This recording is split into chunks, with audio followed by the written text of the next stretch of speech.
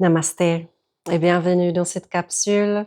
Je m'appelle Ilona, je suis professeure de yoga et à travers de mes vidéos, tu as l'accès à la sagesse ancestrale, laquelle je partage généreusement, qui vient vraiment, qui coule de mon cœur pour que toi, tu puisses aussi avancer sur ton chemin de vie de manière intègre. Parce que c'est ça, l'intégrité, ce qu'on cherche. Nous sommes déjà complets, nous sommes déjà pleins, mais pour le réaliser, il y a un cheminement à faire. Et ce cheminement, c'est au travers de notre chakra qu'on peut le voir ainsi. Donc, nous avons déjà parlé de Muladhara, nous avons parlé de Swadhisthana, nous avons parlé de Manipura et de Anahata, le cœur. Aujourd'hui, nous allons parler de Vishuddha, Vishuddha, le chakra de la gorge. Donc, souvent ici, on parle de ce chakra comme le chakra de la communication. Et à nouveau, je ne vais pas rentrer dans le sujet des fiches parce que tu peux les télécharger. Tu peux obtenir aussi ton questionnaire pour voir si ton Vishuddha chakra est bien activé, s'il est bien équilibré. Tu peux faire ton petit questionnaire pour voir comment son état est simplement.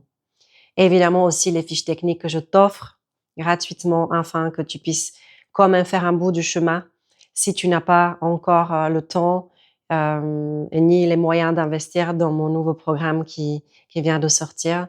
Donc, c'est vraiment un voyage des 7 portails, des 7 chakras. Un chakra qui s'exprime, qui s'expérimente au travers de notre vie. Et puis, notre vie découle justement, ou l'expérience qu'on a au sein de cette conscience, au sein de ce corps, au sein de ce mental, c'est l'expérience qu'on a, c'est ça qu'on appelle la vie. La vie, ce n'est pas la vie de notre voisin.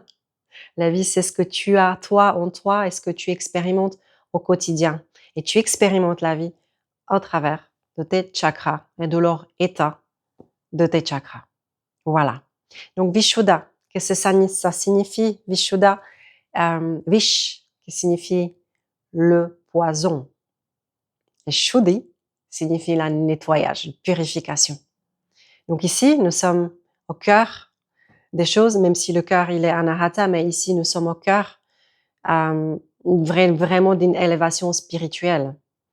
C'est ici qu'on a l'accès à la sagesse et aux enseignements des rishis, des révélations. Ici, c'est Saraswati. Saraswati qui est la déesse de la connaissance et des beaux-arts. Elle porte le vina, la créativité, peut couler une fois nous avons éveillé le chakra de la gorge. Donc, Vish, poison. Pourquoi poison? Qu'est-ce qui est poison à l'intérieur de nous? On s'empoisonne tous les jours. On s'empoisonne même sans le savoir.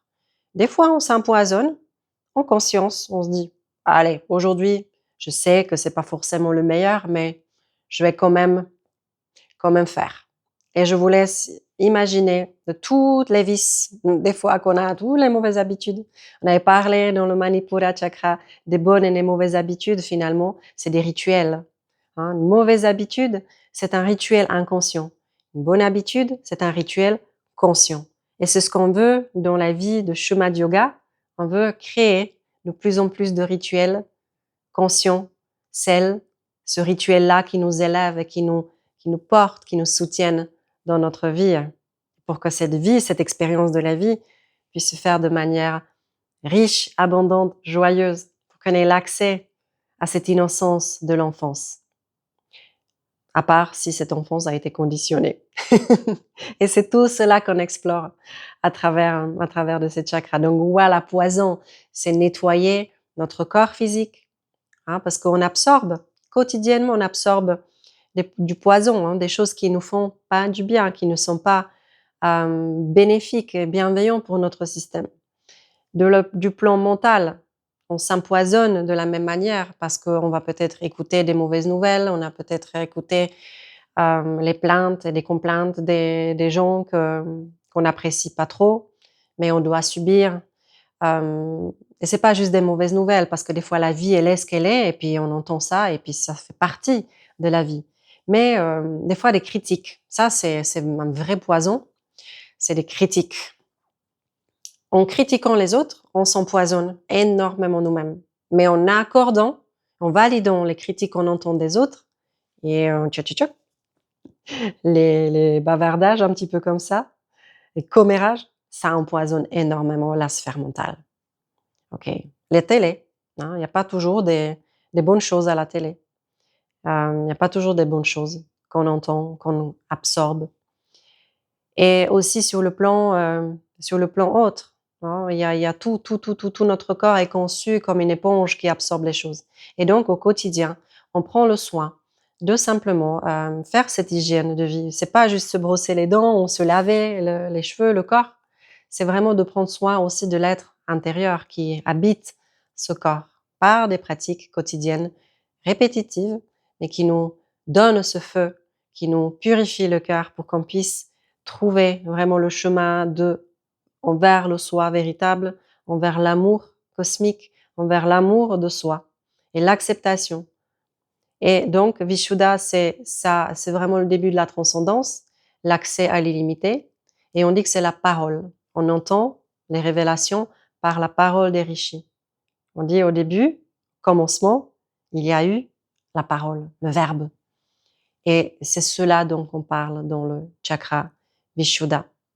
Donc on a l'accès à cette parole divine, et cette parole divine, elle coule à travers de nous, à travers de Saraswati Nadi, qui se termine au bout de la langue, et on peut entendre les vérités, la sagesse, et on est connecté à notre intuition. Mais le Vishuddha, il est fort, fort, fort connecté à son chakra père, qui est quoi? Swadhisthana chakra. Donc, s'il y a quelque chose, des douleurs, des souffrances, des traumas, voilà, si tu as besoin de retourner à la vidéo précédente pour le Swadhisthana chakra pour avoir le tableau complet, n'hésite pas d'aller. Donc, la douleur et le trauma non résolu est en lien avec ce Vishuddha chakra. Donc, si ici il y a du poison, ça sortira sous forme de poison aussi. Tu as certainement déjà fait connaissance des personnes qui ont été gratuitement méchantes. Personne n'est gratuitement méchant. Ça n'existe pas. C'est l'être véridique qui est étouffé et qui est beaucoup de personnages qui ont été construits en mode de survie. Donc on peut avoir beaucoup de compassion, hein, c'est le cœur. Je parlais beaucoup de la compassion dans le Anahata Chakra. On éprouve de la compassion pour soi. Si la compassion n'est pas d'abord dirigée envers soi-même, elle ne pourra jamais opérer envers quelqu'un d'autre. Mais si tu vois ces personnes qui sont gratuitement méchantes, on dit méchanceté gratuite, bah sache que c'est pas eux qui agissent, c'est qu'à travers de Swadhisthana, au travers de beaucoup, beaucoup de douleurs non résolues, ils projettent leur propre poison pour se soulager momentanément. Et ce soulagement momentané ne dure pas. Ils le savent, mais c'est inconscient. Swadhisthana chakra, c'est vraiment logé dans notre subconscient. Tout ce qui est subconscient, on n'a pas l'accès à notre subconscient. Dans la vie quotidienne, moderne, telle qu'on la vit aujourd'hui en Occident. On a simplement l'accès à notre subconscient via nos pratiques, via nos respirations, via nos kriyas, voire nos méditations. Et c'est à cela que j'ai créé mon programme nouveau et votre aussi. C'est vraiment le programme qui est pour tous et pour toutes, afin d'avoir l'accès à ça pour pouvoir transcender, guérir. Tu vas trouver ce dont tu as besoin dans ce programme. Il est vraiment conçu pour que toi, tu puisses purifier ton propre canal pour mieux servir, pour mieux accompagner tes proches, tes clients, tes patients, mais aussi pour toi, pour t'accompagner toi sur ce chemin-là. Parce qu'il y a toujours de quoi nettoyer et de quoi purifier. Swadhisthana Vishuddha. Tu ne peux pas t'exprimer de manière authentique si ton Swadhisthana chakra n'est pas purifié et n'est pas adressé, au minimum adressé. C'est déjà génial si tu écoutes mes vidéos et ça résonne et tu te dis waouh, j'ai déjà fait un sacré bout de chemin ici. Il reste toujours des choses à faire. Ok? C'est pas fini, c'est jamais fini d'une certaine manière. Et il faut pas désespérer non plus en entendant: «Mais c'est jamais fini, mon Dieu, mais jusqu'à où? C'est jamais fini, donc finalement j'abandonne». Non, c'est que ça se transforme, ça transcende et tu as de plus en plus l'accès à la joie, à la vraie joie de l'être sans raison. Ça vaut toujours la peine de faire ce travail encore et de peler l'oignon, d'enlever encore et encore des couches. Ça vaut toujours tellement la peine pour accéder à l'amour. Donc, ton authenticité, ta manière d'expression authentique dépend de ton deuxième chakra. Et c'est donc comme cela, ça s'exprime sous forme de poison ou sous forme de grâce.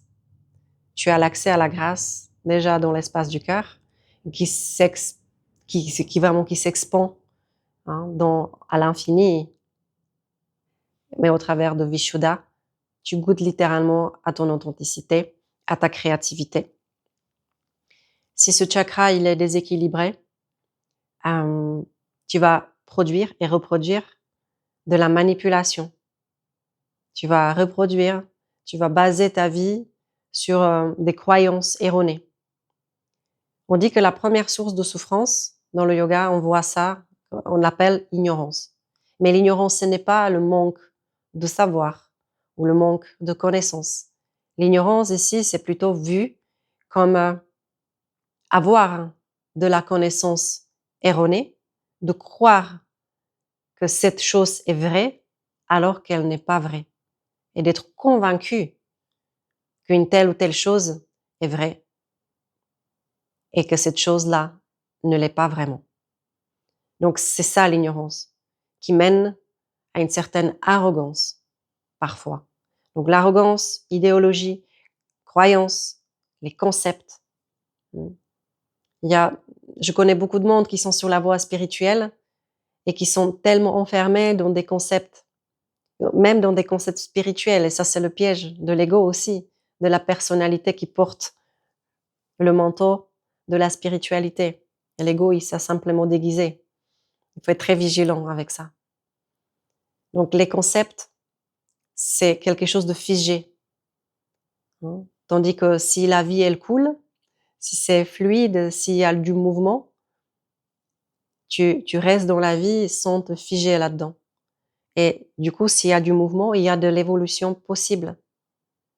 Et c'est ça le désir fondamental de l'âme, le dharma fondamental de l'âme.